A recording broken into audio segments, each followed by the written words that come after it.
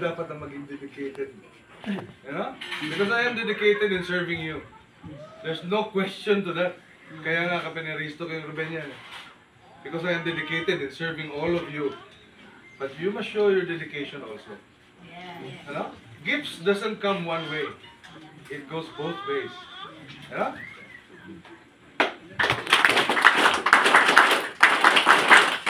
Yay! So ano po yung pag-usapan natin? Mahimik ka na lang!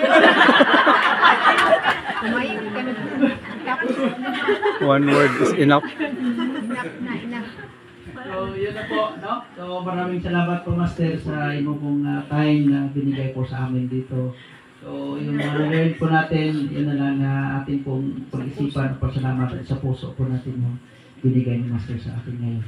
So tama yung sabi ni Master na ngayon na po siya nakapag-share po sa mga ganun din yung mga istorya po sa atin ngayon. Kaya swerte po Saksi na tayo. lang sila. Yes po. Oo. Kaya ulit, walang katapusan po. Pasalamat po niya Master. So, wala na pong masabi.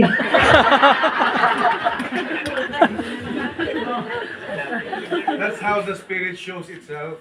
Okay, so that's it.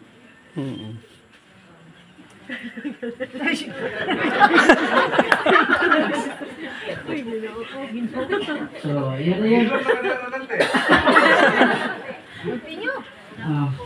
Sige, ano pa yun? Sige. Otro mo muna sila ng dito.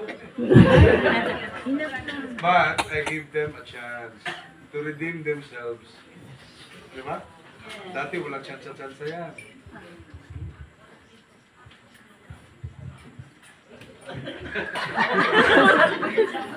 Tumunog ka na ha?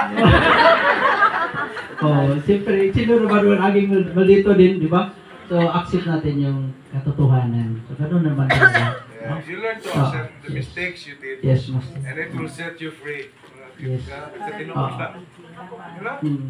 Acceptance is the key talaga. Okay, kung hindi natin matatanggap yun, yung mga nangyari sa atin noon, buhay natin, talagang hindi natin maayos yung para in the Kung future. hindi po nyo natin. natanggap yung ano nangyari dati, ibig sabihin, hindi pa kayo nakabugod. But if you accepted it, that you have done wrong, then you can move on. And you can make a new version of yourself. Di ba? Yes. Yan yung wala sa mga bashers. Sino ka po? We are Resistance na kami sila. Hindi nila sa sarili nila, palagi nilang tama. Hindi talaga tayo perfect. Okay, kaya importante lang marunong lang tayo tumanggap sa ating kamalian. Hindi ng tawad, gano'n lang po yun. Kasi pag magagawa natin, parang luluwag ating puso at damdamin. Parang free tayo. Para mas mapadali ninyo yung pag-accept ninyo. Isipin ninyo na ginawa kayo ng Panginoon natin through His image. Di ba? Di ba? Opo. Ginawa tayo ng Panginoon, nanggaling sa lupa, through His image. Di ba? At nilagay niya si Eva at si Adam dito sa ating mundo, di ba? Pero sinong pinakamakasalanan sa kanila? Yung babae. Dahil yung babae, nagbigay ng mali siya sa lalaki. Di ba? Yeah, sa Biblia yan. Alaka naman sabihin niyo hindi totoo yan. Di ba? This is our creation story. Yes. No? Sa buong mundo. Doesn't matter kung ano creation story ng mga Indian. It doesn't matter. There's only one God. You know? There's a lot of names of gods. But there's only one. Creator. No? So that's why, kung ilalagay niyo sa puso't isipan ninyo that you are created by the one true Creator, then you will learn to respect yourself. Hindi ba? Yes. And then you will accept what you did wrong and you move forward. Hindi ba? Kasi kung isipin ninyo, ginawa ko ng Panginoon. So, paano ko ibigay yung pagpamahal ko sa Panginoon? Tatanggapin ko yung mga mali ko at babaguhin ko yung sarili ko. Di ba? Very simple but very hard to do. Oh, simple lang po, pero lisod buhaton. Very hard. Oh. Kaya salamat kayo, Master. Kaya, ano po yun? Remind ko na lang po yung ating mga projects, no? Sa ngayon yung sinabi ni Master. Outstanding na po pa. Napaka-transparent natin. The problem is, yung mga sekretary natin, mabagal talaga. Hindi lang dito sa Pilipinas, kahit sa ibang bansa, mabagal talaga. So, kailangan talaga ng seminar para mapabilis yung moving forward. Because we have two types of, sa association natin and sa ating spirituality. And it's so unbalanced right now, hindi na natin alam kung anong gagawin sa reality, no? Na kung anong ngayon. So kailangan i-balance natin ulit yan, kaya seminar ulit yung mga sekretary natin para mapabilis yung mag-move forward natin. Because we have a really good track record sa government natin, no? Sa buong Pilipinas, we have a really good track record. And we are awarded the Excellency Award.